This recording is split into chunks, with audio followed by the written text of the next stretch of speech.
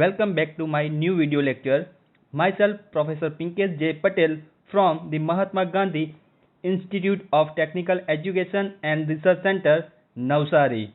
The journey of this college started in the field of engineering and technology as per the guideline of AICTE, that is the All India Council for Technical Education, New Delhi in 2004, and MGTER is approved by AICTE, New Delhi, and affiliated to GTU, that is the Gujarat Technological University, Ahmedabad. This institute is located at South Gujarat in peaceful and pollution-free environment of the western region of the country. The MGTER aims to provide value-based education. The motive behind to provide quality technical education at people's doorstep at an affordable cost. Not only studious activities, but there are many extracurricular activities like state level tech fairs, different sports activities, and cultural activity held during the year at MGTER for the overall improvement of the student. So today I will start with the subject of Power System 1, having a subject code of 3140914. So today I will start with the chapter number 5, that is the mechanical features and design of overhead transmission line. So this is the flow of the contents. Main components of the overhead lines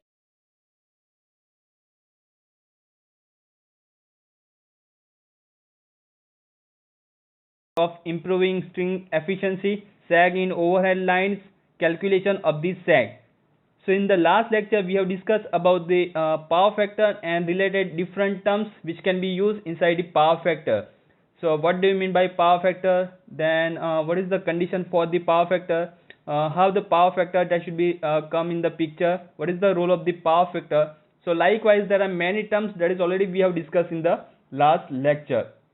So today I will start with the main components of the overhead lines. So in that case, before starting the chapter, what is the role of this chapter inside this year? So chapter that is the mechanical design of the overhead line. So as we all know, the electricity that we will generate with the at the generating station with the help of different types of power plant at the 11 kV. Then after we will go for the transmission line which can transfer the power from generating station to the distribution line. Then after third one, that is the consider as a distribution line which can provide the, or which can transfer the power at the consumer terminals. Then after we will transfer the power with the help of two lines, that is the overhead line and the underground line, which can be used for the transfer of the electrical power up to the consumer terminals. So this chapter that is based on the mechanical features and design of overhead transmission line. How we will make the design of the overhead transmission line. So already we have discussed that what are the advantages of the overhead transmission line over the underground system. So we will discuss some of the points that is already we have discussed inside the previous lecture. That is the if we will go for the overhead transmission line, so for that cost of the conductor that should be minimum as compared to the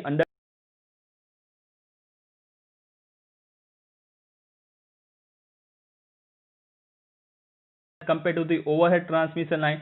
And base point that is the based on the economy, we will say that overhead transmission line that is the better than the underground system. So this chapter that is based on the mechanical design of the transmission line. So this is regarding to some introduction part regarding this chapter. Now we will start with the main components of the overhead transmission line. So whenever we will go for the main components of the overhead transmission line, what are the different types of component which is attached with the overhead lines? So here having a total of 5 components which is attached with the overhead lines. First one, that is the conductors, then supports, insulators, cross arms, and miscellaneous items. So likewise having a total of 5 items which is connected with the overhead lines. So we will start with the first one. What is the role of the individual components? So that we will discuss here. First one, that is the conductors. So conductor which can carry the electrical power from the sending end station to the receiving end station. So which can transfer the power from sending end station to the receiving end station. So for that we will go through a conductors. Second one, that is the supports. So support that can be used, or supports which may be poles or towers and keep the conductors at a suitable level above the ground. So if we will talk about the supports, so that is the one kind of poles or towers that is considered as a supports in terms of electrical system. Third one, that is the insulators. So insulators which are attached to the supports and insulates the conductors from the ground. So insulator that can be used for the insulating the conductor material.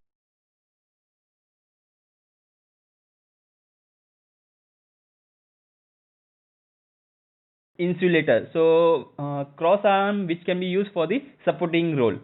And last one, that is the miscellaneous items. So there are different types of other equipment that is connected with the overhead line, such as phase plates, danger plates, lightning arrestor, anti-climbing wires, which can be comes inside the category of miscellaneous item. So these are the some of the main components of the overhead transmission line. So what is the role of the overhead transmission line? The continuity of operation in the overhead lines that should be depend upon the judicious choice of the above components. We have to transfer the electrical power to the consumer terminals uninterruptedly. So this is the main role of the overhead transmission line. Now second topics, that is based on the conductor material. So the conductor, that is the one of the importance outlay for the overhead transmission line. Therefore proper choice of the material and the size of the conductor, that is the important for the overhead transmission line. So choice of the conductor, that is given by the one of the famous scientists, that is known as the Kelvins. So this whatever the size of the conductor, that is the having a one law which is given by the Kelvins. So that's why which is considered as a Kelvin's law also. So the conductor materials used for the transmission and the distribution of electrical power having a some of the properties, so that we will discuss over here. First one, that is the high electrical conductivity. Second one, that is the high tensile strength in order to withstand the mechanical stresses. Third one, low cost, so that it can be used for the long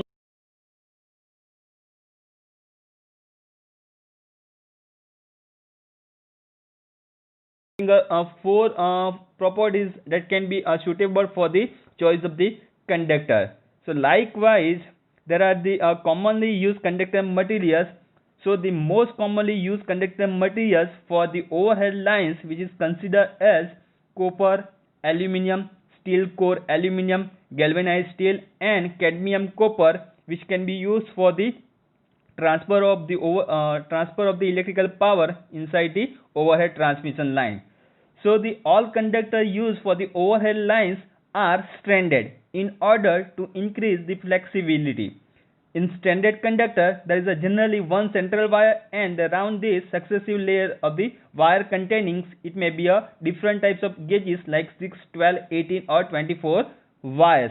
Thus, if there are n layers, the total number of individual wires, that is having a equation 3n in the bracket n plus 1 plus 1. So this is the equation for the layer inside the stranded wire for the different types of material which can be used inside the overhead transmission line.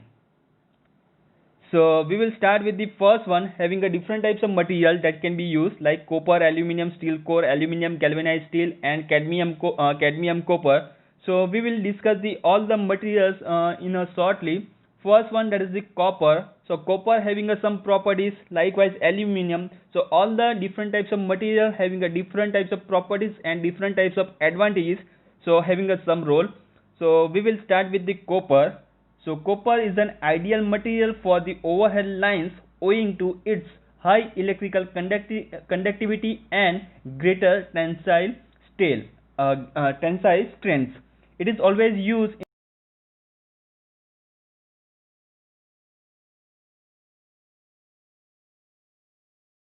Copper has high current density, that is, the current carrying capacity of the copper per unit of the cross-sectional area is quite large.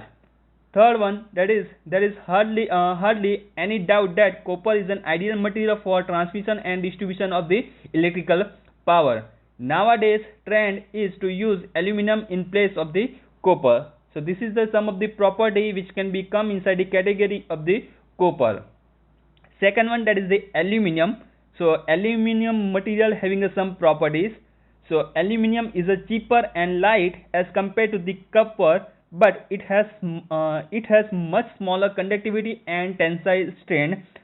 So we will discuss about some of the properties for the aluminum also. The conductivity of the aluminum, that is up to a 60% that of the copper. The smaller conductivity is aluminum means that for any particular transmission efficiency, the cross section area of the conductor must be larger in aluminum than the copper. For the same resistance, the diameter of the aluminum conductor is about 1.26 times the diameter of the copper conductor. Second one, that is the specific gravity of aluminum, that is up to 2.71 gram per cc, is lower than that of the copper, and copper having a specific gravity of 8.9 gram per cc. Therefore, an aluminum conductor has almost one half the weight of the equivalent copper conductor. So for this reason, the supporting structure for aluminum need not be made so strong as that of the copper conductor. Next property is that aluminum conductors being light as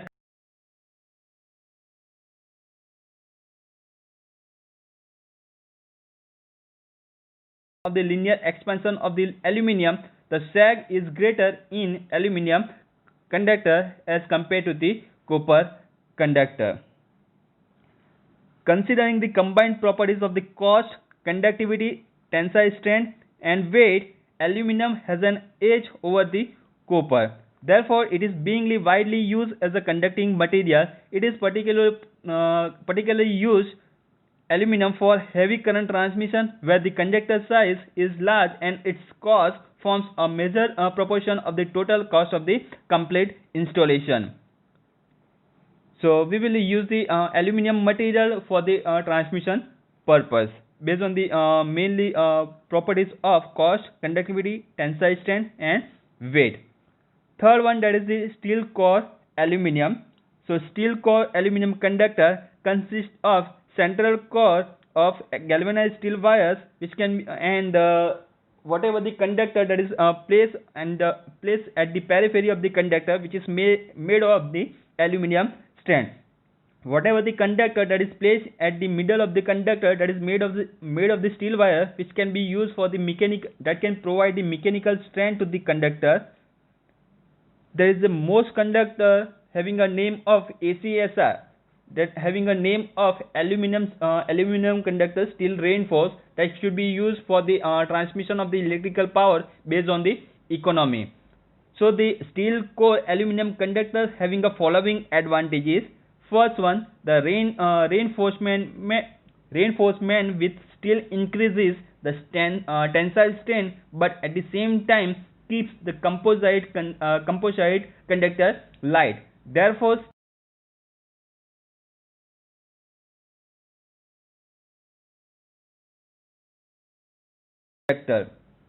second advantage is that due to the small sag with steel core aluminum conductors, towers of the smaller height can be used.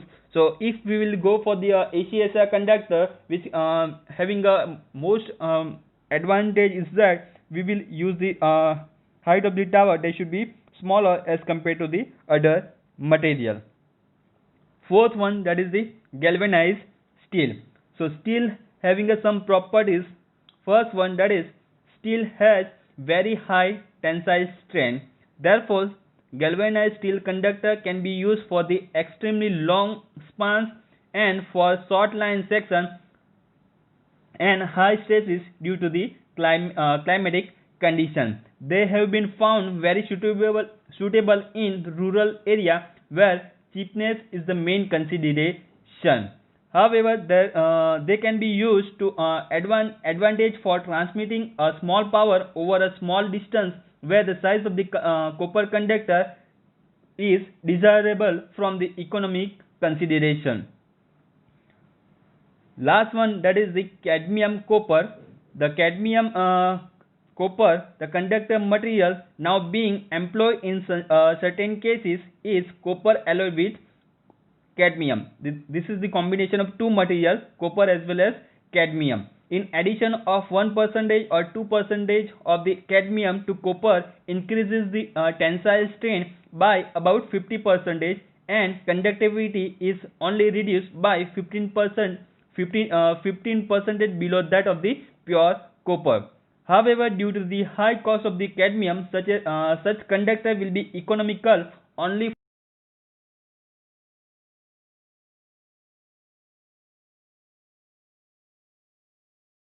the cost of the supports. So these are the different types of conducting material which can be used inside the overhead transmission line. Now we will discuss about the line supports. That is the this is the another main components which can be used inside the transmission line. So the supporting structure for the overhead line conductors are various types of poles and towers are called the line supports. This is the definition, that is the already we have discussed inside the main components of the overhead transmission line. So in general, the line supports would have the following properties. Before that, what are the different types of line supports which can be used? First one, that is the wooden poles, steel poles, RCC poles and steel towers which can be used as a pole or towers, or this is known as the line supports in the overhead transmission line. So all the supports having a different types of properties. So first one, that is high mechanical strength to withstand the weight of the conductor and wind loads. Second one, that is light in the weight without the loss of the mechanical strength. Third one, cheap in cost and economical to maintain. Fourth one, that is the longer life. And last one, that is the easy accessibility of conductor for the maintenance. So likewise, these are the five properties for the line supports. Now as we already discussed that there are the different types of line supports that should be used inside the overhead transmission line. So we will start with the first one, that is the wooden pole. So figure shows the wooden pole. So these are the poles that should be made of the wood. These should be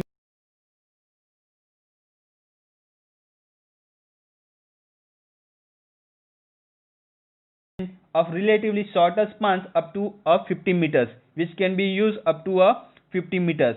Such supports are cheap, easily available and provide insulating properties, and therefore are widely used for the distribution purposes in rural area as an economical proposition.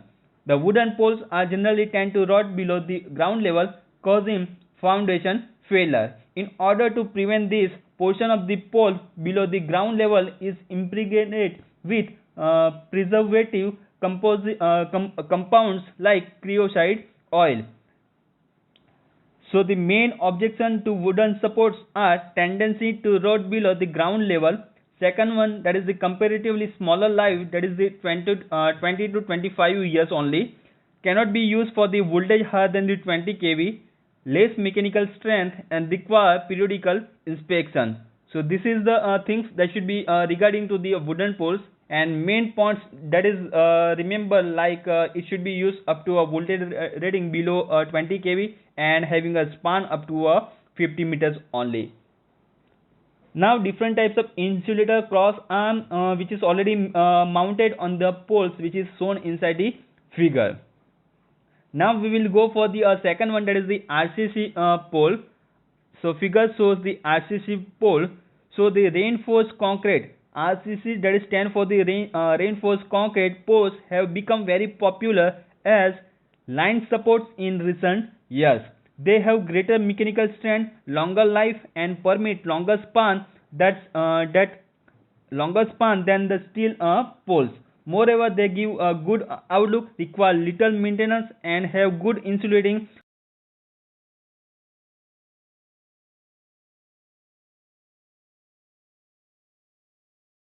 line supports. But the main difficulty with the help of this pole, high cost of the transport owing to their heavy weight. Therefore, such poles are often manufactured at the site in order to avoid heavy cost of the transportation. So figure shows the RCC poles, and RCC, that is stand for the reinforced concrete, having what are different types of insulator, and what is the spacing in between the spacing, what is the height of the height up to height of the tower, height of the poles, which is already mentioned inside the figures. Third one, that is considered as a steel towers. The steel poles are often used as a substitute for the wooden poles. They possess greater mechanical strength, longer life, and permit longer spans to be used. Such poles are generally used for the distribution purposes in the cities. This type of supports need to be galvanized or painted in order to increase its life. These steel poles are three types: rail poles, tabular poles, and rolled steel poles. In practice, wooden steel reinforced concrete poles are used for the distribution purposes at a voltage up to 11 kV. However, for longer distances transmission at higher voltages, steel towers are used. Steel towers have a greater mechanical strength, longer life, that can withstand more severe climatic conditions and permit the use of the longer spans. The risk of the interrupted service due to the broken or punctured insulation is reduced owing to a longer span. So figure shows the steel towers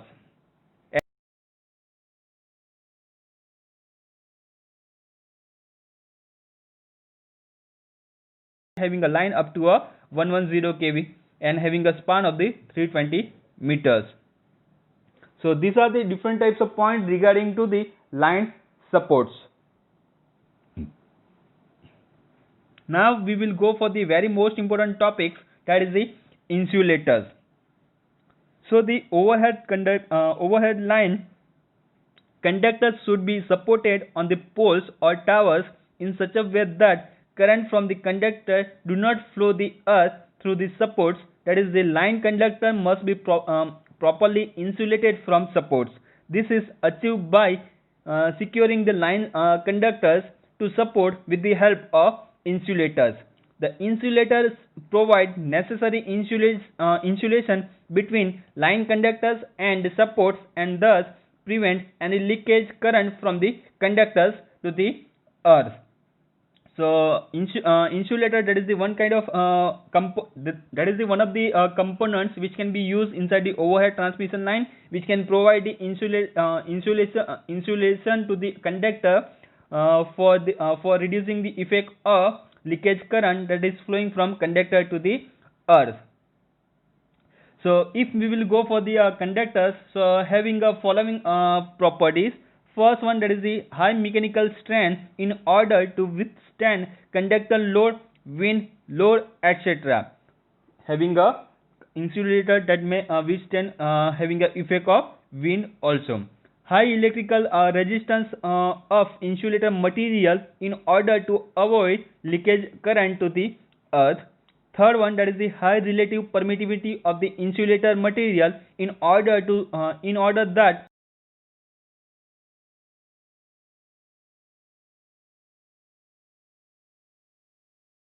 impurities and cracks, otherwise the permittivity will be lower. And last one, that is the high ratio of puncture strength to the flash over. So these are the some of the properties which can be used for the insulator.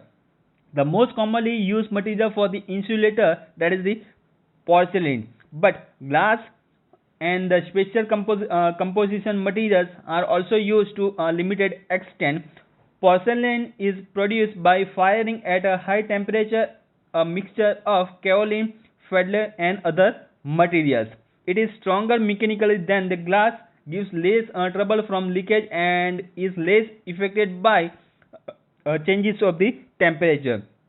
So most probably used material for the insulators, that is the porcelain. So in short, we will say that insulators, that is made of the porcelain materials. So now we will go for the another topics regarding to the insulator, that is the types of insulator. Up to now we know that insulators which can be used for the insulating purposes only. So now likewise having a different types of insulator which can be used in the overhead transmission line, pin type insulators, suspension type insulators, strain type insulator and cycle type insulator. So now we will discuss about the individual insulator in the brief. What is the role of the individual insulators inside the overhead transmission line? So we will start with the first one, that is the pin type insulator. So figure shows the pin type insulator. First one, that is the circuit diagram. Second one, that is the in actual condition how it can be look, pin type insulator. So the part section of the pin type insulator that is already shown inside the figure. As the name,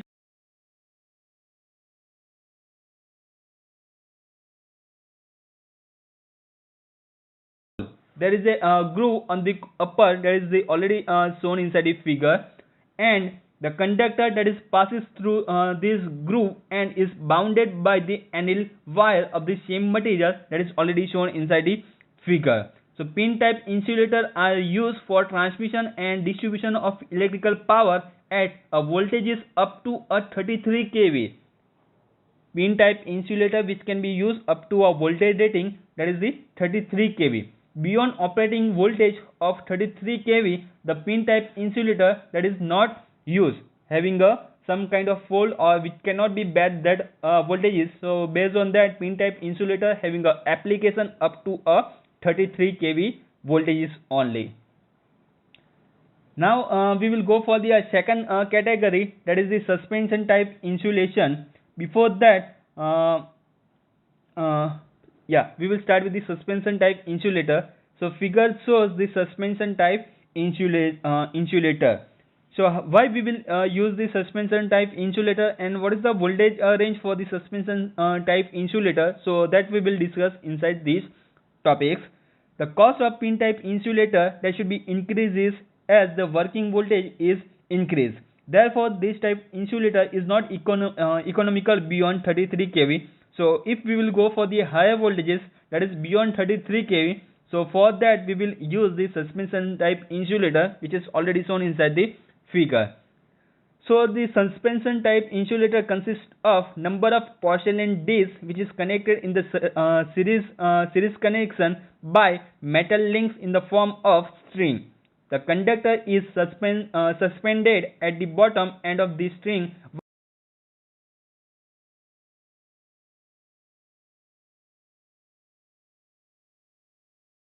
designed for low voltage that is up to a 11 kV. So one disc of the insulator that is and having a voltage of 11 kV only.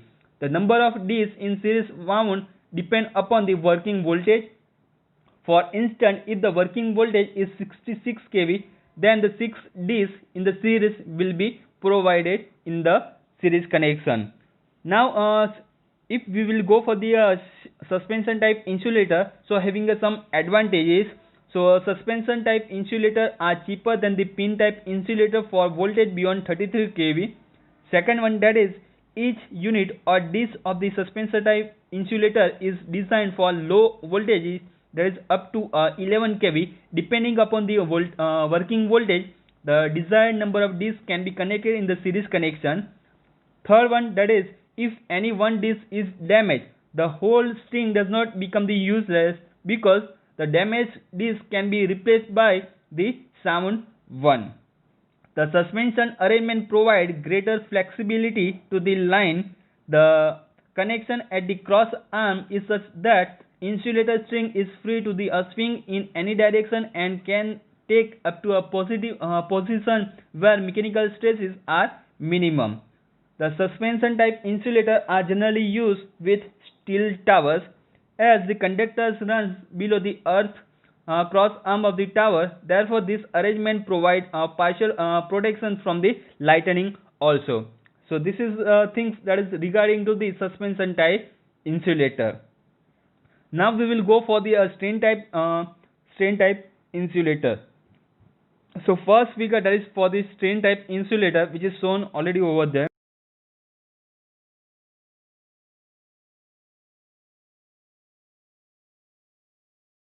To greater tension. So in order to relieve the line of excessive tension, strain insulator are used. So for low voltages, that is below the 11 kV, we will go through a Shackle insulator are used as a strain insulators. How for high voltage transmission line, strain insulator consists of assembly of suspension insulator that is already shown inside the figure. The disc of strain insulator are used in the vertical plane when the tension in lines is high. So main application of the strain type insulator, which can be whenever we will go for the corner side or whenever we will go for the dead end, we will use this strain type insulator and having a voltage end that is up to below 11 kV. Last one, that is the Shackle insulator, and second figure that is stand for the Shackle insulator. So in the early days, Shackle insulator were used as a certain insulators, but nowadays they are frequently used for low voltage distribution lines. Such insulators can be used either in the horizontal position or the vertical position. They can be directly fixed to the pole with the or we will connect with the cross arm also. The conductor in the groove is fixed with the soft binding wires.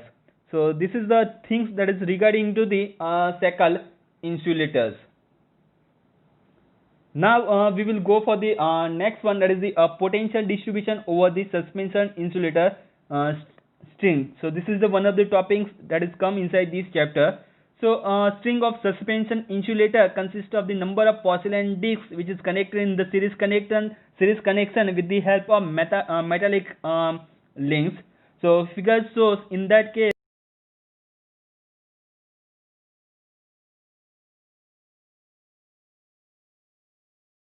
is in between two metal links. Therefore each disc form a capacitor is shown in figure, which is considered as a mutual capacitance or self capacitance which is connected in between two links. If there were mutual capacitance alone, then the charging current they should be same through all discs, and consequently the voltage across the each would be same, because there is not any just forget about the effect of the C1. So whatever the C that is connected inside the figure, that is considered as a self capacitance or the mutual capacitance. So now if having a series path, so we will say that having a value of the current that should be same, and if having a value of current that is same, so we will say that having a value of the voltage also same. However, in actual condition, capacitance that is also exists in between the earth disk and to the tower. This is known as the shunt capacitance, which is indicated by C1 inside the figure. So due to the shunt capacitance, charging current is not same all around the whole disk. Therefore, voltage across each disk will be different. The disk nearest to the line conductor will have the maximum voltage that is already shown inside the figure. So there are some of the points that should be regarding to the suspension type insulator. So first one, that is voltage impressed on the string of suspension insulator does not distribute itself uniformly across the individual discs due to the presence of shunt capacitance. So if we will use the shunt capacitance, so we will say that having a value of the current that is in the it should be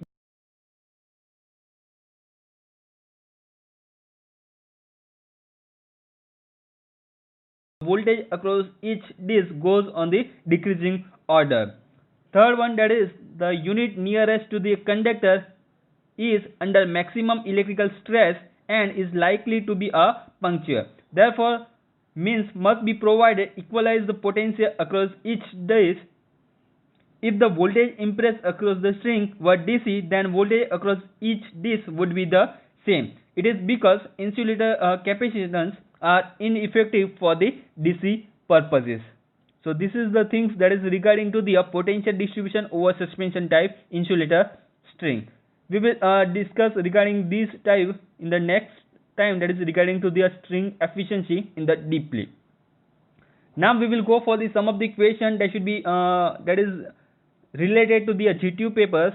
First one, that is the name the importance components of the overhead transmission line. So that is already we have discussed in the today's lecture.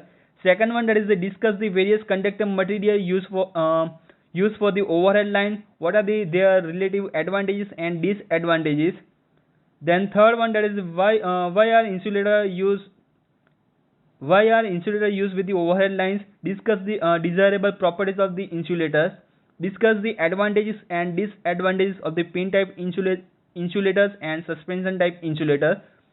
Define the so up to question number 1 to 4, that is already we have discussed in the today's lecture. There are some of the equation that is also related to the GTU papers. Fifth one, that is define and explain the string efficiency. Explain various method of improving the string efficiency. Sixth one, that is deduce an approximate expression for sag in overhead lines when supports are at equal levels and supports are at unequal.